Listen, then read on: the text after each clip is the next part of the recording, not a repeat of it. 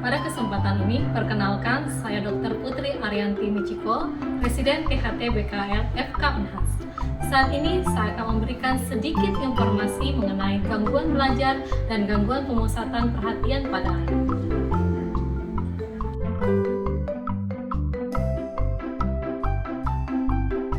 Apakah Anda pernah melihat anak mengalami gangguan dalam belajar membaca, berhitung, atau mengkoordinasikan gerak anggota tubuhnya?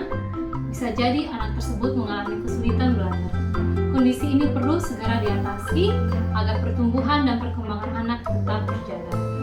Anak yang mengalami kesulitan belajar bukan berarti anak Anda tidak cerdas dan tidak memiliki kemampuan sama sekali untuk menerima pelajaran yang diberikan. Gangguan belajar dan gangguan pemusatan perhatian merupakan kelainan kognitif dan perilaku. Gejala utamanya adalah gangguan sosialisasi, gangguan komunikasi verbal dan nonverbal, dan gangguan kontrol perilaku di mana dalam hal ini tidak terdapat masalah dalam pendengaran. Sering terjadi pada anak-anak, di mana kejadiannya lebih dari 50% kasus datang ke THT dengan kecurigaan kurang mendengar. Gangguan belajar atau learning disorder adalah gangguan neurologis yang mempengaruhi kemampuan untuk menerima, memproses, menganalisis, atau menyimpan informasi.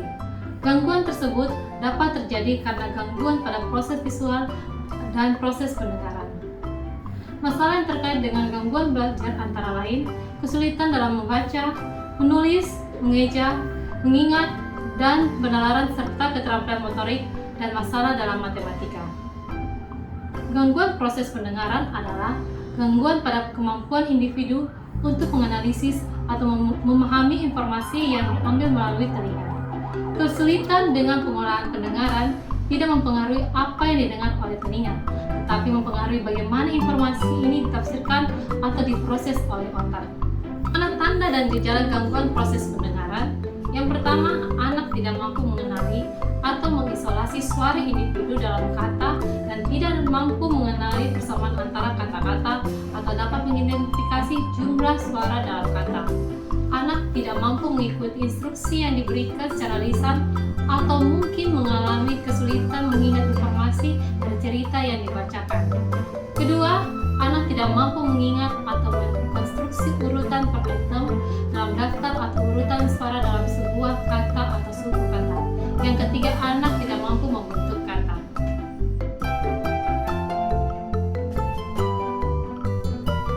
Pemusatan perhatian adalah gangguan konsentrasi pada anak, di mana manifestasi klinisnya utama adalah yang pertama, gangguan penyesuaian diri perkembangan, kedua, gangguan perhatian, ketiga, gangguan aktivitas, keempat, kontrol perilaku yang kurang, yang akan menyebabkan gangguan dalam hal sosial, akademik, maupun pekerjaan.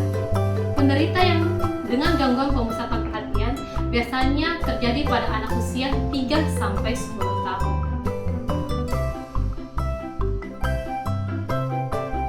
Bagaimana cara mengetahui anak mengalami gangguan pemusatan perhatian?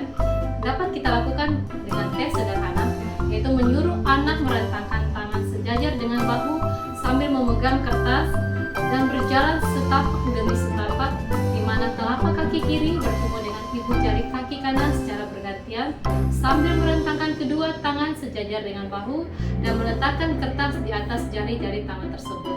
Dapat dilihat keseimbangan anak dengan menderita gangguan pemusatan perhatian.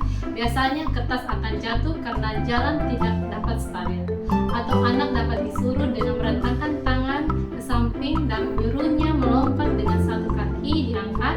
Jika anak tersebut tidak dapat melakukannya, berarti anak itu mengalami gejala gangguan pemusatan perhatian karena tidak dapat stabil. Untuk mengetahui anak mengalami gangguan pendengaran, kita dapat lakukan screening pendengaran dengan dua cara, yaitu yang pertama, screening pendengaran subjektif, pemeriksa yang dilakukan dengan VOA, Behavior Observation Audiometry, VRA, Visual Reinforcement Audiometry, dan Play Audiometry.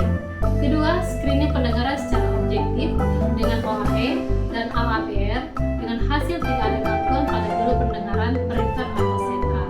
Sekian informasi yang dapat saya sampaikan mengenai gangguan belajar dan gangguan pemusatan perhatian. Semoga dapat diterima dan meningkatkan kesadaran kita untuk segera mendeteksi anak yang mengalami gangguan belajar pertumbuhan dan perkembangan anak tetap terjaga. Kurang dan lebihnya mohon